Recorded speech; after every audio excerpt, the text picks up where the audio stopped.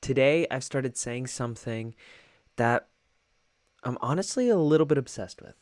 Low key. I started telling myself today that I am insanely proud of the person that I've become. Maybe I'm not obsessed with saying it, but I'm obsessed with the feeling.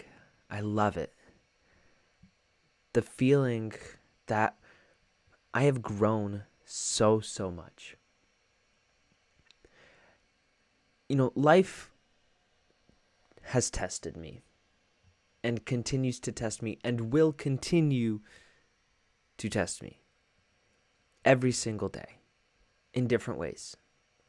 Sometimes the tests are small, sometimes the tests are life changing.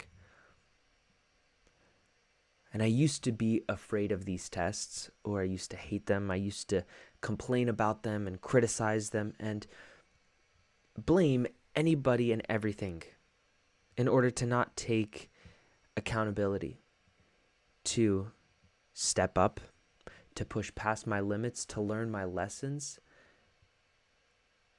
to recognize my mistakes and do better next time.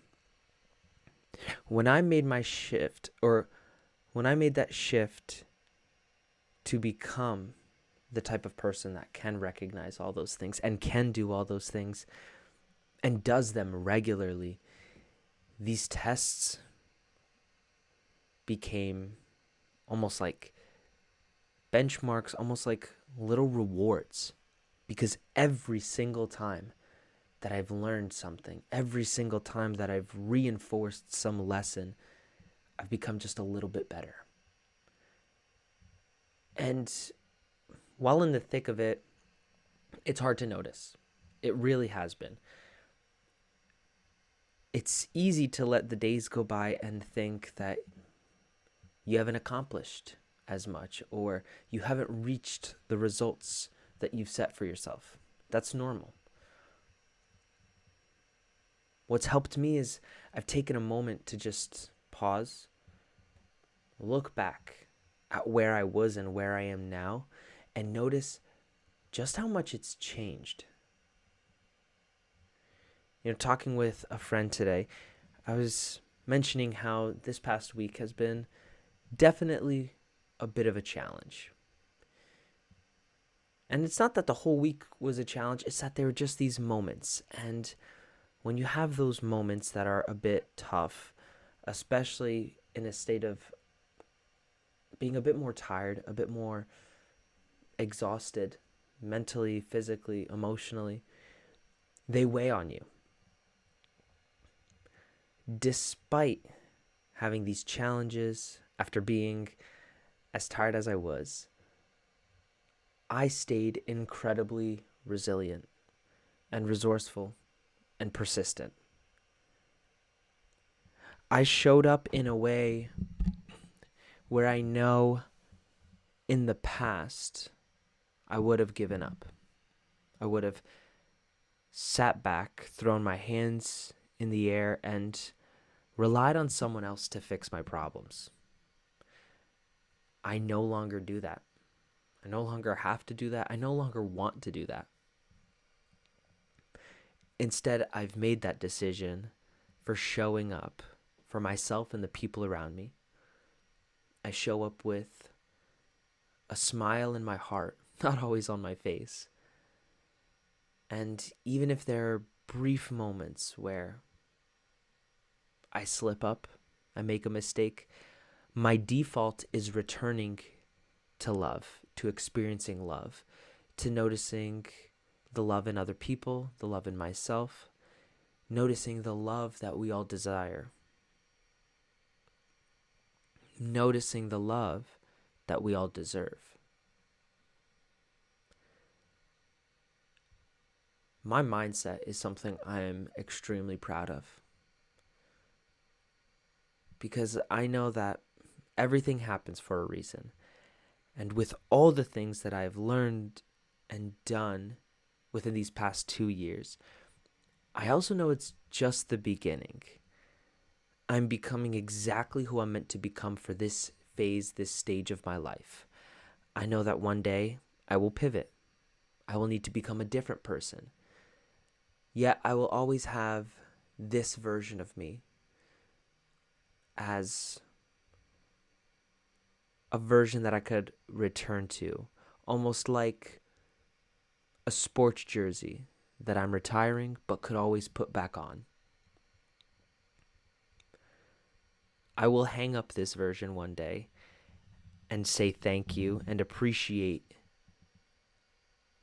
everything that I've done, everything that I do, all the behaviors, all the patterns, all the habits. And I will become someone else. So every single day that I get to do that, every single day that I get to grow is a blessing to me, is a gift. So when I say I'm proud of who I am, proud of who I've become, it's also because it's a feeling of being proud mixed with excitement to do it again. In my humble opinion, I think that's a good way to look at feeling proud. There's something about excitement that could be a very powerful driver in our actions and what we do. It's also fragile. It's easy to get out of excitement and go into a more of a, I'll call it suffering state, because everybody suffers in their own favorite way, in their own way. Mine was always being anxious or worrying and being maybe sad, alone,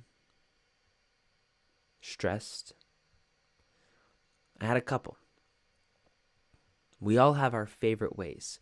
Some people turn to anger. Some people turn to silence. Some people turn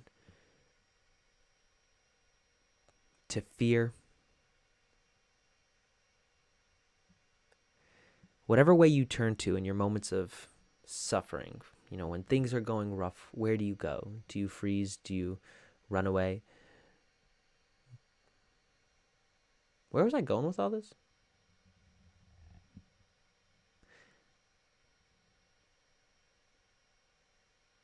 I got so lost in thought trying to figure out different ways of suffering that I forgot the point that I was making.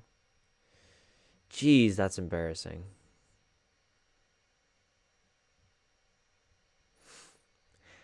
That's crazy to me. It's crazy that I actually struggle to think of ways that I used to suffer. Just goes to show that I really don't focus on it that much anymore. Instead, I focus on that excitement that I was talking about before. I remember saying that excitement is fragile. And we tend to go into suffering and stay in suffering. Maybe that's what I was talking about. That's where I'm going now. Or that's where I'm going now. So we get to deal with that.